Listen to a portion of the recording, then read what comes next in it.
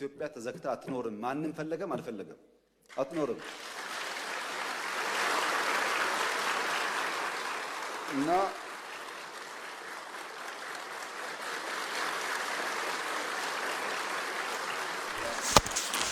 ሰላም ጤና ይስጥልኝ ውድ አድማጮቻችን፣ ወደ ዕለቱ አርዕስተ ዜና እናልፋለን። ጠቅላይ ሚኒስትር ዶክተር አብይ አህመድ በትላንትናው ዕለት በሕዝብ ተወካዮች ምክር ቤት ቀርበው ከዚህ ቀደም የሀገሪቱ ፕሬዝዳንት ታዬ አጽቀሥላሴ ለሁለቱም ምክር ቤቶች ባደረጉት ንግግር ከአባላት ለቀረቡላቸው ጥያቄዎች ምላሽ ሰጥተዋል።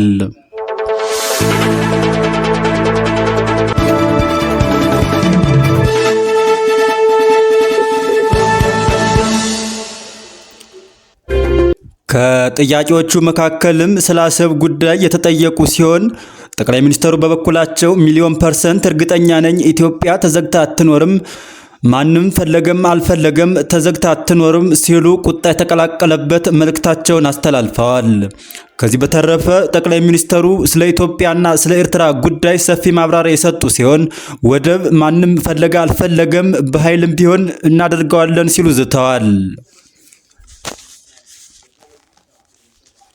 የኢትዮጵያው ጠቅላይ ሚኒስትር በበኩላቸው በኢትዮጵያና ኤርትራ መካከል ሰላም ሲፈጠር መጀመሪያ እኔ ወደ አስመራ ተጉዤ በኋላ የኤርትራ ፕሬዝዳንት ወደ ኢትዮጵያ ሲመጡ የመጀመሪያውን መድረክ ያደረግነው ሚሊኒየም አዳራሽ ነው ሲሉ ተደምጠዋል።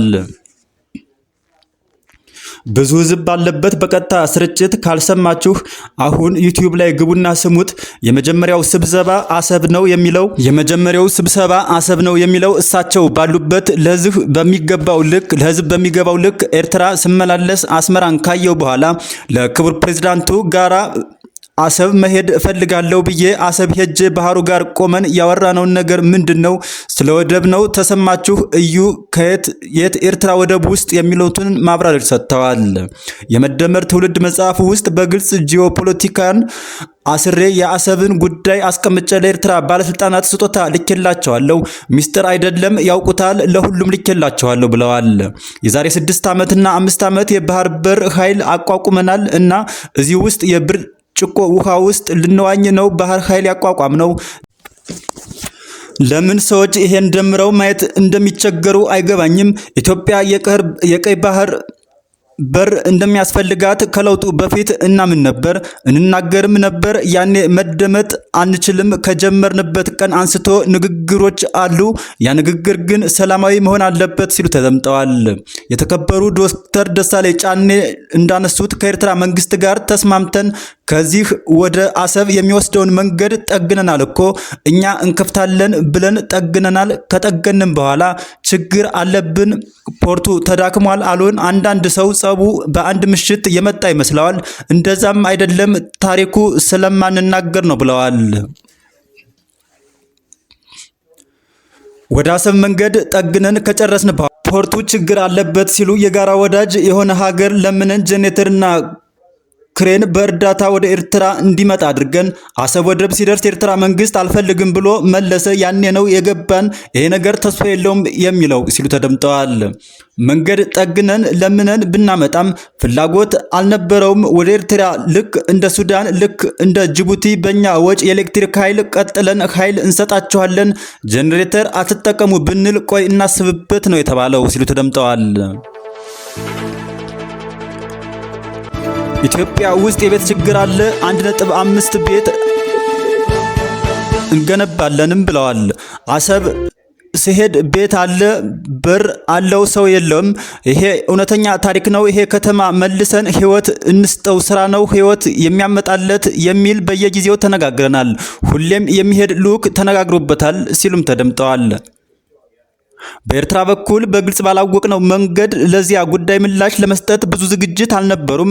እሱም ቀርቶ የከፈትናቸውን ድንበሮች በሰሜን በኩል ወዲያውኑ ተዘግተዋል። የተዘጉትም አሁን አይደለም፣ እናንተ ችግር እንዳለ ሳትሰሙ ነው የተዘጉት ሲሉ ተደምጠዋል። የኤርትራ ህዝብ አሁንም ወንድም ህዝብ ነው። ምስኪን ህዝብ ነው። ሀገሩን ለቆ እየተሰደደ ያለ ህዝብ ነው። ከዚህ ህዝብ ጋር መስራት፣ መተባበር ፍላጎታችን ነው። በፍጹም የውጊያ መሻት የለብንም። በህጋዊ መንገድና በንግግር ሊፈታ ይችላል። ብዙ ሀገራትን በተናጠል ተናግሬያለሁ። ምክር ቤት መስማት ከፈለገ ግን ለአሜሪካ፣ ለቻይና፣ ለራሻ፣ ለአውሮፓ፣ ለአፍሪካ አሁን በተከበረው ምክር ቤት ፊት መግለጽ የምፈልገው ነገር ኢትዮጵያ የቀይ ባህር በር ተጠቃሚነት ጉዳይ አይቀሬ ስለሆነ ቅድሚያ የምንሰጠው ሰላምና ንግግር ስለሆነ እባካችሁ ሸምግሉንና መፍትሄ አምጥሉልን። ይሄ ነው ጥያቄያችን ሲሉ ተደምጠዋል። አሁን እንሸመግላችኋለን፣ ሰላም ያስፈልጋል እያሉ ማዘናጋት ከሆነ ግን ብዙ የሚሄድ አይመስለኝም።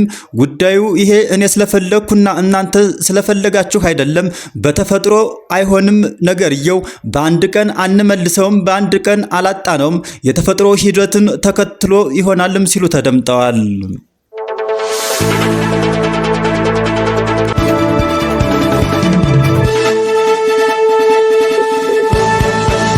የኤርትራው መንግስት በበኩሉ በቃል አቀባዩ የማነ ገብረ መስቀል በኩል ባወጣው መግለጫ የኢትዮጵያ ገዥ ብልጽግና ፓርቲ በባህር በር ጉዳይ ላይ የሚከተለው እምታዎች የሆነ አካሄድ በቀጠናው ጦርነት ሊቀሰቀስ ይችላል በማለት አስጠንቅቀዋል። የኢትዮጵያ ጦር ኃይሎች ጠቅላይ ኤታማዦር ሹምና ሌሎች የሀገሪቱ ከፍተኛ የጦር መኮንኖች በኤርትራ ላይ የጦርነት ዛቻ ማሰማት ቀጥለዋል በማለት የከሰሱት የማነ በሌላ በኩል ደግሞ ብልጽግና ኢትዮጵያን ከምጽዋ አሰብ እና ከጅቡቲ ታጁራ ወደብ ጋር የሚያገናኝ የባቡር ሀዲድ ለመገንባት እንዳቀደ በመግለጽ አመታለች አካሄድ ይከተላል በማለት ተችተዋል።